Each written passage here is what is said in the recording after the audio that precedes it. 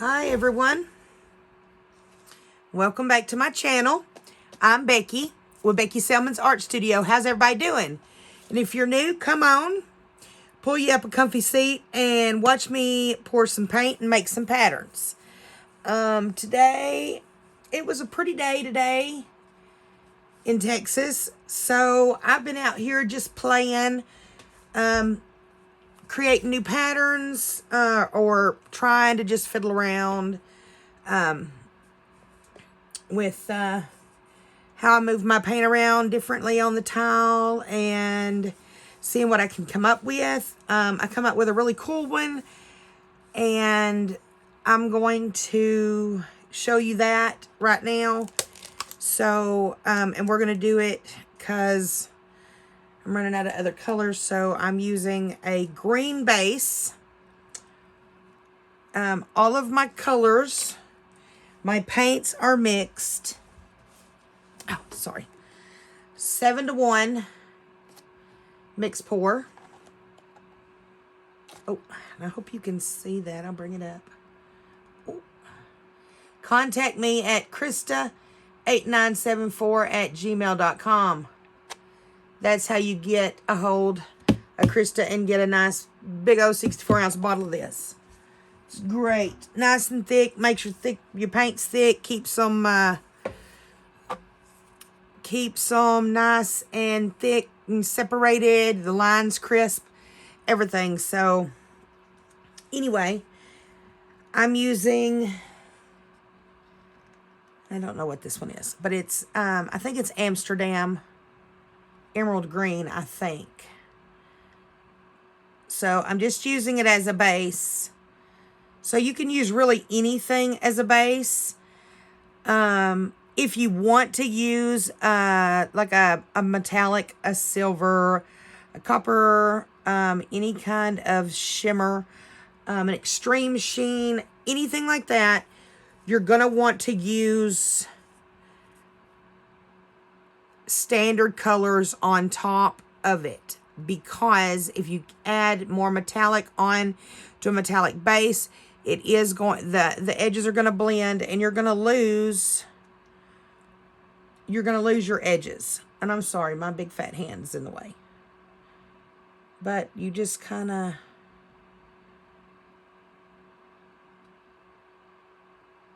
I just kind of roll mine around because I'm going to spin it anyway. I want it nice and even, so I'm just trying to add what I got. Of course, this cup is pretty much empty. It looks like I'm going to need more, though. So, okay, I'm looking at my TV, and the TV's showing that the screen's a little dark, so I don't think it's that dark. From what I'm seeing on the TV, it's not that dark. Y'all know what emerald green looks like.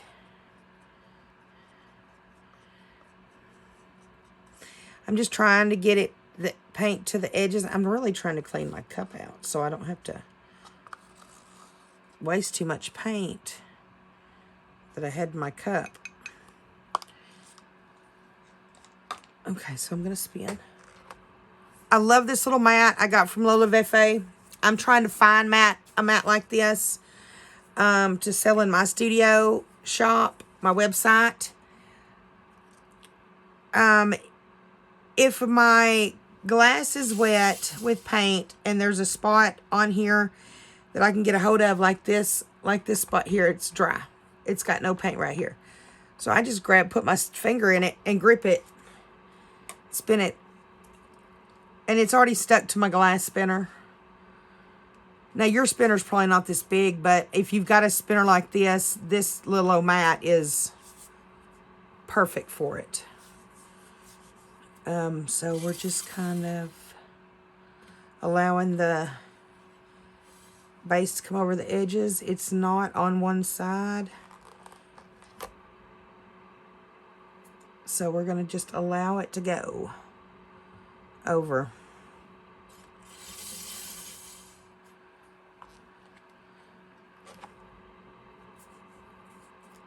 It takes me a little bit to get my edges over because I want my base to be thin and I want it to be even across. See, I'm getting paint spun off, which is fine. Doesn't hurt me a bit. I take my scraper and I have a scraping cup because this is what I deal with.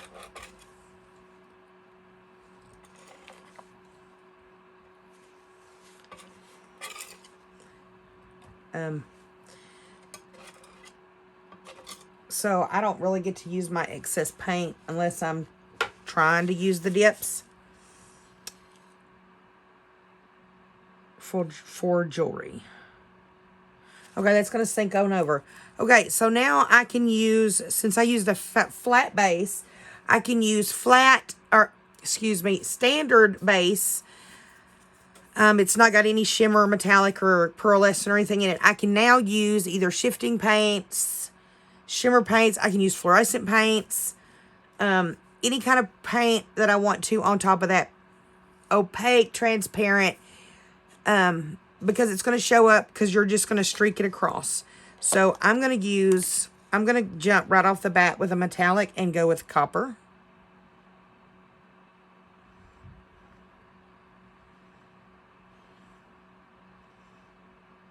And I'm just kind of streaking it across. I don't want very many colors. See how it's heavier, so it is going to sink a little into your base. You want that base to be thin so that way your metallics don't sink as bad, into your base. So I love this color. This is DecoArt Extreme Sheen Aquamarine. This is a gorgeous color. I love this color, so we're using it. And I'm trying to keep the blue off of the copper as best I can, but I'm a leaner in life when I walk, so more than likely I'm going to cover up some of them copper colors with other colors. It's just my nature. Does anybody else lean when they walk? Like lean into somebody when they walk? That's just me. I'm a leaner. That's what they call me.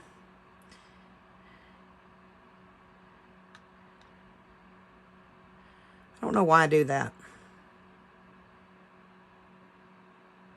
And do not do what I just did because I got really lucky that no paint was drizzling off the stick. I slung it over the towel instead of going around the towel. I jumped it, and that is a big no-no. You can ruin your towel like that. Okay, so now that blue is very prominent, and it's swallowing. So I'm going to break that up with some black. It's got to be, it's got to be covered up a little bit. Just a tiny bit.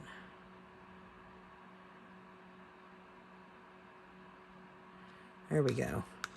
It needed some calming down. Had a bubble. Okay. I think I need some more copper in that because it just, the copper just said bye. Once I put that aquamarine on and that silver.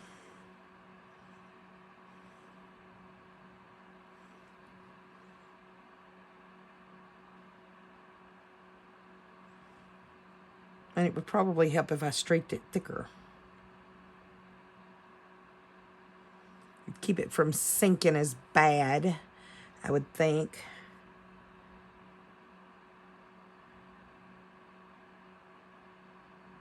Okay. So, I'm going to put a shifting color in it now. It's a blue to purple shift by FX.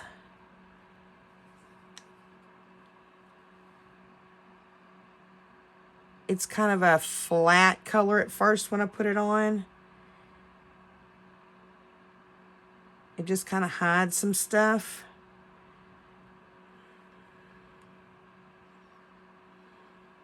It's also going to tone down that other blue a little bit, because this has got like a grayish tone when it's wet. But then when it dries, it'll bounce back between blue and purple.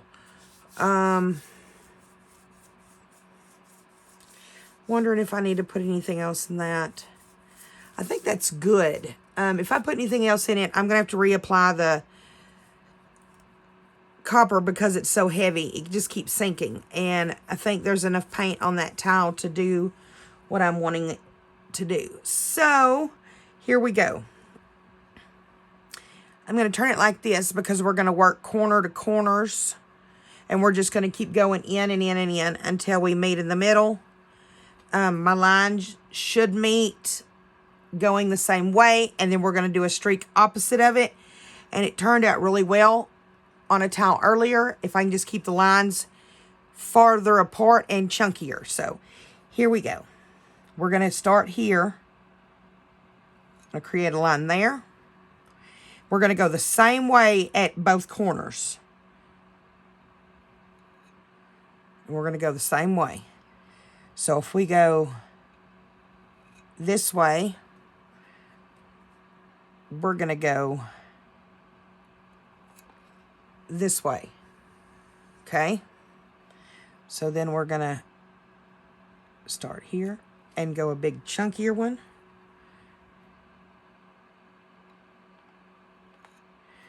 We're going to go there. Oh, got a little chunky, that one.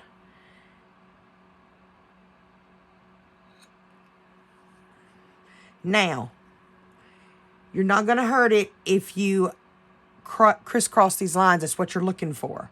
So you want to crisscross. And it's okay.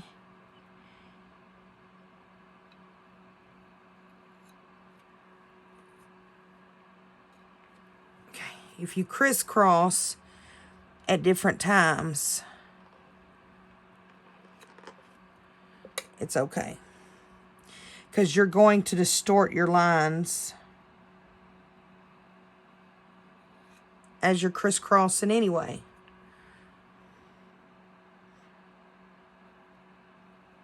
You're going to go from corner to corner. You're going to go from wall to wall, or edge to edge, straight across.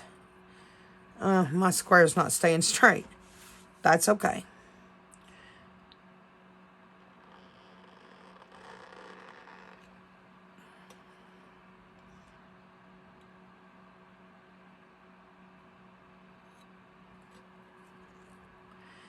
I'm going to go back here.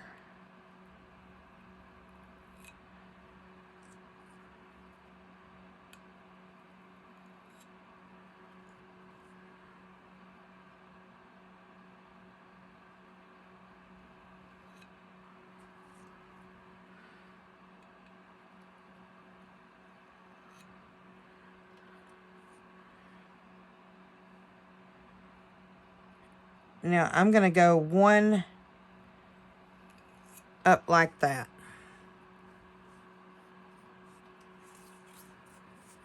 Okay, so I'm done with my wrecking. And I'm going to spin it out.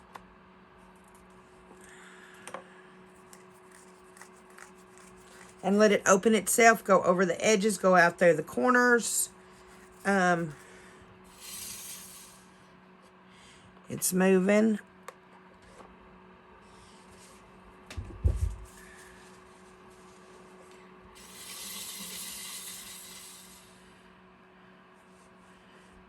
Okay.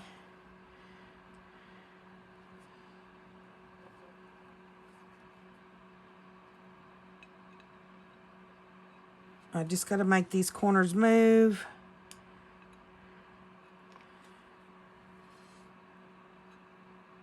They're not really wanting to.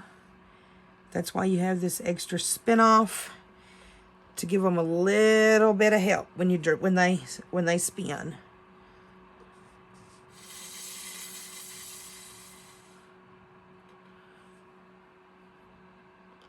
And we're going to go one more time back this way. Let that go, and then we're done.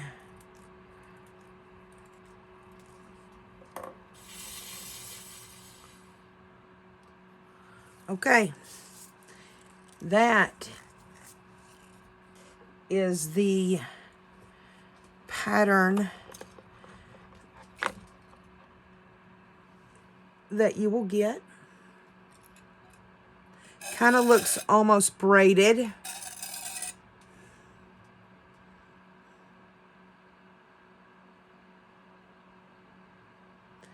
When it dries, it will be 10 times different and